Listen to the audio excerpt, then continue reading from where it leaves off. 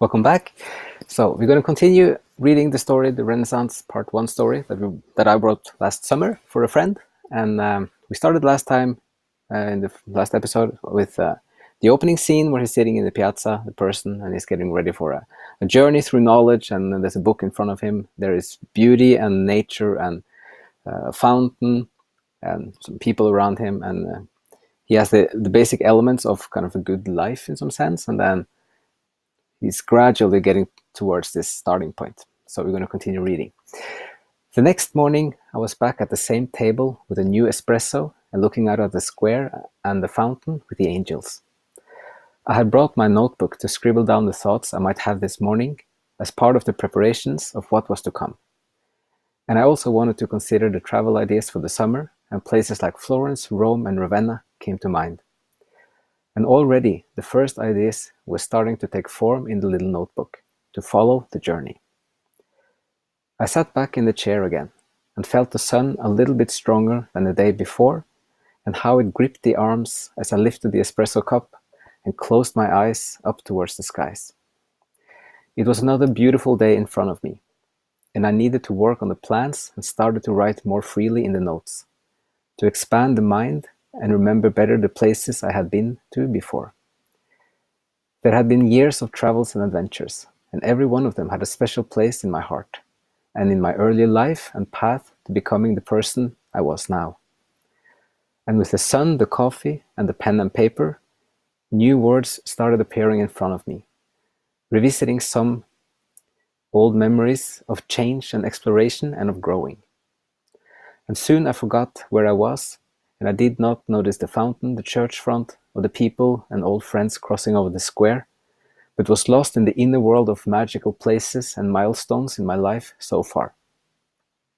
And it was a fascinating little beginning of seeing my own life story with new eyes, as a little bit older, with a little bit more experience, and at the threshold of something that would change the perspectives and experiences even more once the new journey had started.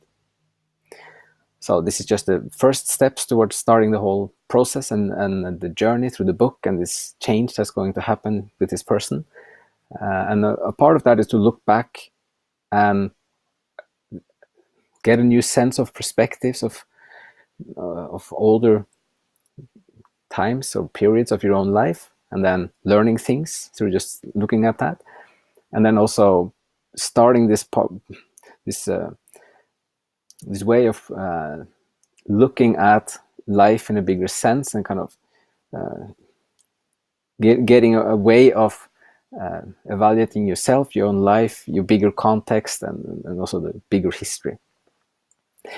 So once the first travel memories had passed through the mind in brief images, I started considering the many stages of discoveries of growing up and becoming a fuller person, but also how there was something lacking in my own thinking. There was something missing, like a foundation, an organizing principle, or a sort of deeper substance that could explain the world and the history that I could see everywhere around me, also in the little square I was sitting in. Most things were like little images, but without anything behind them, or without representing anything more symbolic, or connecting them to a broader or deeper mass of a culture, or deeper values, or some representation of wisdom, knowledge, or corresponding to a structure of thought within myself. It was like looking at or experiencing nice things from earlier times, but more like symbols of historical times, than an abstract philosophical world. It was often just what I saw, and I knew that there was something that I was missing. So this is like an overall reflection of this experience you might have, especially if you travel to some place with lots of old history like Italy, full of wisdom, beauty everywhere around you, and then you know that the things are symbolic and they have a very deep history, but sometimes you sense that you don't fully understand what they mean, or the context in which they were made, and then there is this curiosity and also a lacking, as this person is describing, also without exactly knowing what. So there had been times in the past on travels where this had changed in small increments, where a little statue had been explained with a larger symbolic value, but then I would often feel the lack of a context for this information, It was more like one point in a vacuum, and I knew then too that there were connections or a bigger story that evaded me. To fully understand what it meant and how it was perceived at the time, and also what this meant for my own culture and the world that I had grown up in and was a part of. For a long time, this had also partly been a relief, but the time had come to change this.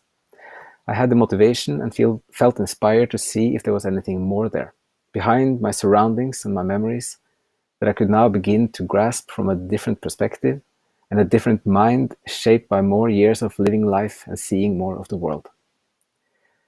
I lifted the cup again and looked towards the fountain.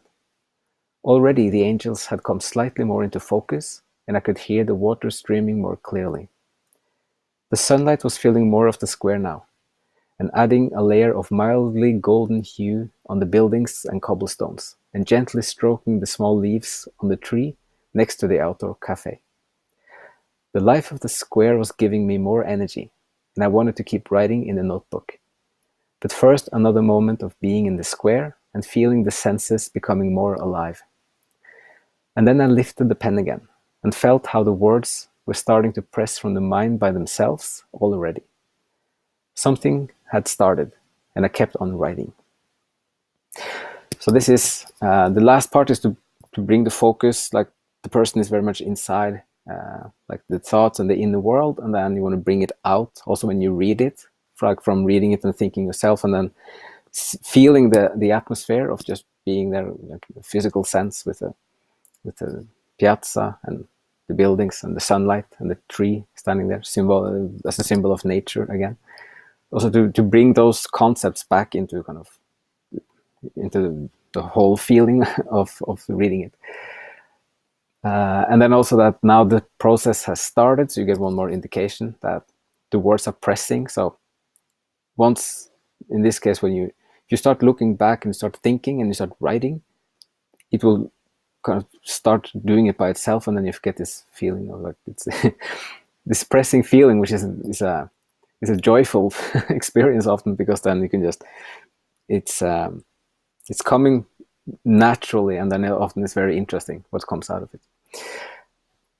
So that was the second day, and I'm gonna keep going a little bit longer. So when I came back the third day, I found a different table with a different outlook on the square and a different perspective on the fountain. There had been some rain in the early morning hours, but now the sun was coming back, sometimes blinking in the remnants of little raindrops on the chairs, the fountain angels, and the tree leaves. I felt fortunate again, just being in the little square as it came to life once again. A little daily wonder of a new day emerging in splendor and beauty, and even more filled with promise than before. So this is the third day, and then it's some of the topics here are very deep and a little bit, it takes some energy to start thinking deep down into this. So it's meant both as a relief to have just this descriptions, like in the visuals, and also a reminder that you can have deep and kind of heavy processes going in your head and still just forget it for a second, and then just look at the beauty around you. And it's also a deeper kind of reminder that life around you are just often lying there in its beauty. And then if you just stop and look at it, it's like you can really experience it. So that's one of the many things there, but a little reminder.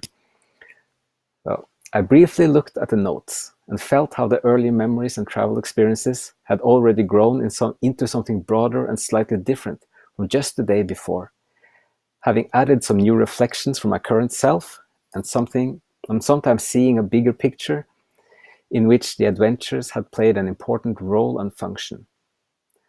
They had mostly been done by instinct, but an instinct that over time had shown the way to the right process of growing up and exploring one necessary and inspiring topic or area of life at a time in a natural sequence that was sometimes easy to see and understand in retrospect.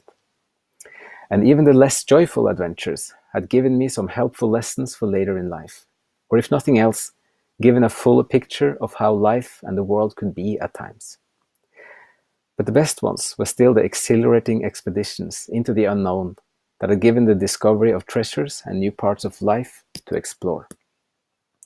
So there's a more kind of energetic atmosphere, like the being for the person is already getting more excited about what's going to happen, and then of the discoveries that has already been made. I sat back and looked at the square again. The little notebook was quickly filling up with reflections of my earlier life, and sometimes new ideas for the coming months, and what to explore. The sun was a little higher on the skies now, almost touching the church roofs, and soon embracing the whole tree on the side of the café tables. I had the first sip of the espresso, and felt the mind waking up more and connecting to the long stream of morning coffees in the square. A little life on its own, surrounded by people and the culture that I deeply loved. It was like finding back to myself in the repeated version of looking out at the familiar scene of the square and finding a separate and pleasant coherence in time, a reference point in which to interpret other aspects of life, and how some things were developing while others would still be the same. I put down the cup and picked up the notebook again. There were still some things left before I could start on the book that I brought every day as a companion and reminder of the project. I wanted it to be a part of my days, so the memories would last longer into the future. And then I picked up the pen too.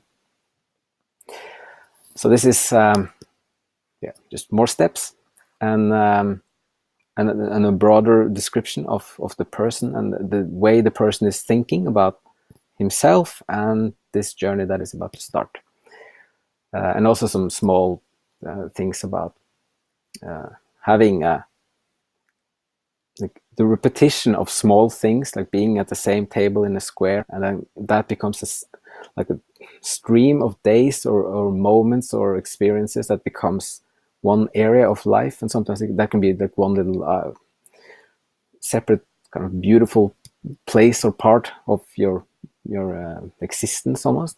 And this is something that this person is then consciously thinking of and also constructing, which is something you can do in your own life as well.